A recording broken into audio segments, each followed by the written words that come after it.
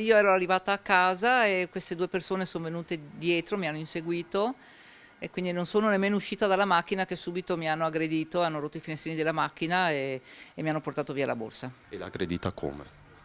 Aveva in mano, non so se un cacciavite, qua mi ha tagliato e di qua invece forse mi ha dato un pugno. Questo è il racconto di Maria Cristina, titolare di una tabaccheria di Cessalto ai nostri microfoni.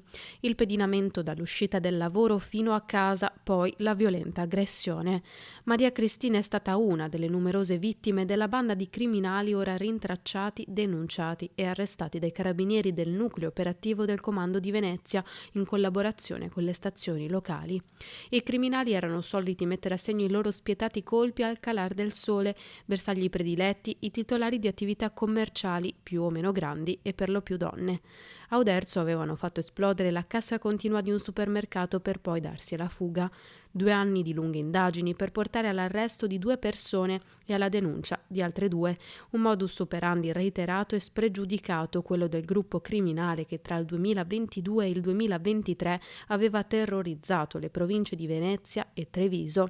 I 4 uomini, tutti tra i 30 e i 50 anni, non esitavano a sferrare pugni e fendenti con oggetti contundenti alle vittime che tentavano di opporre resistenza.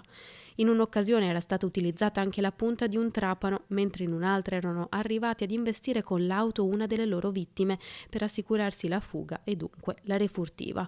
Nessuno scrupolo nemmeno quando la sera del 16 gennaio 2023 a Torre di Mosto, nel Veneziano, avevano rubato l'incasso della giornata al responsabile di un supermercato ottenuto dopo un violento pestaggio a colpi di bastone e di un oggetto simile ad una pistola. I 4, un 37enne, un 31enne di etnia Sinti, un 55enne e un 51enne, sono dunque ritenuti responsabili a vario titolo di rapina e furto aggravato in concorso e lesioni personali aggravate. Per loro 2 arresti e 2 denunce. Ora i 2 trentenni si trovano nel carcere di Bolzano e Pordenone.